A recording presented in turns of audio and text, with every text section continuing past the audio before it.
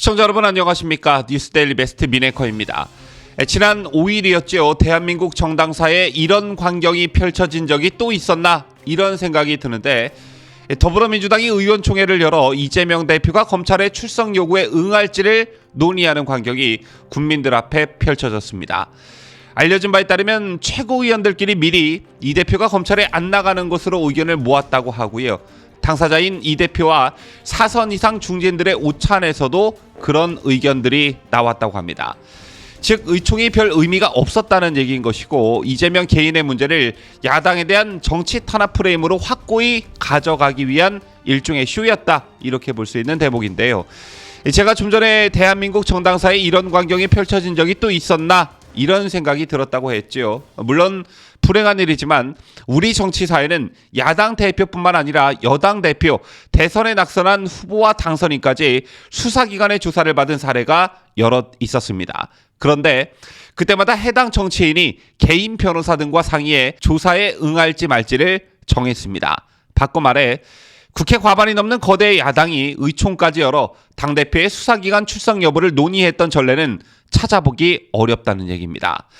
더군다나 대장동, 성남FC 후원금, 쌍방울그룹의 변호사비 대납 의혹 등 이런 의혹들은 이재명이 민주당 대선 후보 시절이 아닌 성남시장이나 경기지사 재직 때 있었던 일입니다. 따라서 중앙당에서는 실체적 진실을 제대로 파악하기 불가능한 상황이지요. 앞으로 허위사실 공표 3건 말고도 앞서 언급해드린 의혹들과 관련한 수사가 계속 이어질 텐데 그때마다 민주당은 의원총회를 열어 이 문제를 상의할 것인지 묻고 싶습니다. 이재명 개인의 사법 리스크가 공당 전체의 리스크가 될 것이라는 것은 이미 예견된 일이었습니다. 그런데 민주당의 선택은 이재명이었고 그 책임도 민주당과 민주당 당원들이 져야 합니다. 그런데 과연 공당이 자신들이 속한 대표 하나 살리자고 사법적 문제를 정치적으로 끌고 가는 건 공당으로서의 책무를 스스로 져버리는 행위이지요. 상식적으로 봤을 때 이재명 대표가 선거 기간 동안 말한 것이 허위 사실이 아니라면 검찰 출석에 응하지 않을 이유가 없습니다. 익히 알려진 대로 이재명은 경기지사로 재직하던 2018년 성남시장 선거와 재직 과정에서 있었던 사안에 대해 허위사실 공표 혐의로 고발돼 경찰과 검찰에 출석한 적이 있습니다. 자, 물론 권순일 대법관과의 사법거래 의혹이 있긴 하지만 결과적으로 법원이 이재명의 주장을 받아들여 무죄가 확정돼 대선에 출마할 수가 있었죠. 자, 그런데 그때는 출석해도 되고 지금은 안 되는 이유가 뭔지 도통 모르겠습니다. 어쨌든 검찰이 이재명을 불러 확인하려고 했던 허위사실 공표는 3가지이죠. 그중 한 가지가 바로 이재명이 성남시장 시절 김문기 전 성남도계공 개발사업 1처장을 알았느냐 몰랐느냐 이것인데요. 검찰은 이재명이 시장 시절 김 전 처장을 알았으면서도 거짓 발언을 했을 가능성을 놓고 허위사실 공표 혐의로 기소 여부를 검토하고 있습니다. 자, 그런데 이것과 관련해 검찰이 매우 유의미한 진술을 확보한 것으로 전해졌습니다. 지난해 12월 이재명은 김 전 처장을 시장 재직 때는 몰랐다, 이렇게 인터뷰상에서 말한 바 있는데요. 모를 수가 있었겠느냐라는 취지의 진술이 나온 것입니다. 자, 먼저 김 전 처장은 2015년 2월 사업자 공모 때부터 대장동 사업 주무 팀장이었습니다. 그렇다면 당연히 시장에게 이 사업에 대해 보고하는 자리가 있었겠죠. 아니나 다를까 이재명이 성남시장일 때 김 전 처장이 유동규 전 공사기획본부장, 정민용 전 공사전략사업팀 투자사업 파트장과 함께 시장실을 방문해 대장동 개발 사업 방식과 관련해 보고한 적이 있다라는 취지의 관계자 증언을 검찰이 확보하는 것으로 알려졌습니다.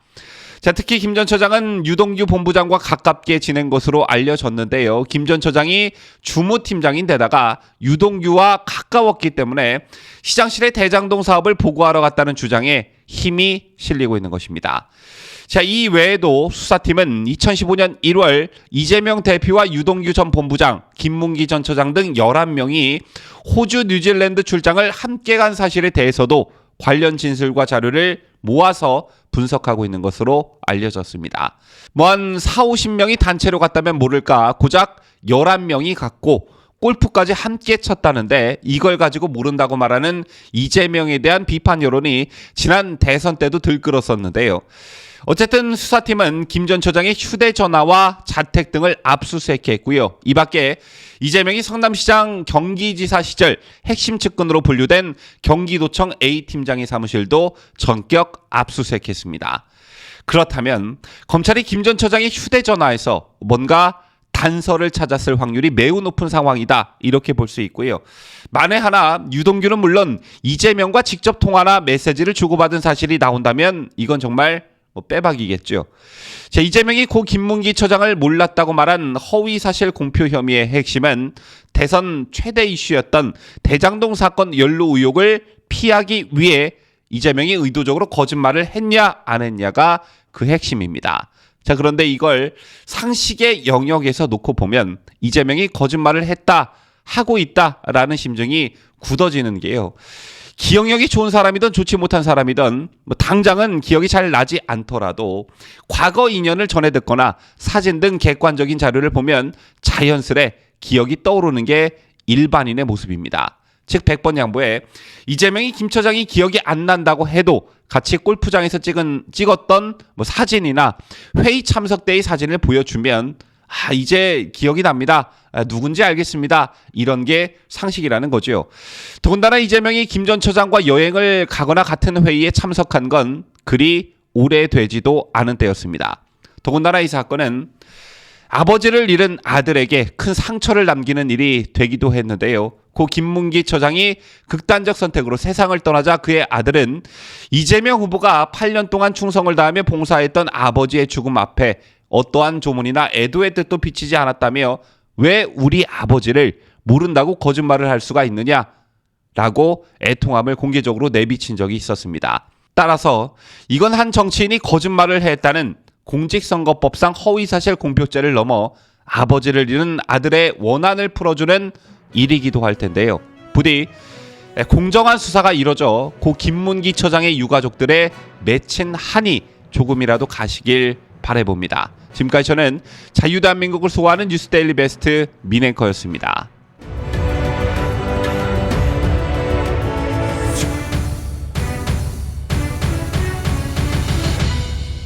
함께해요.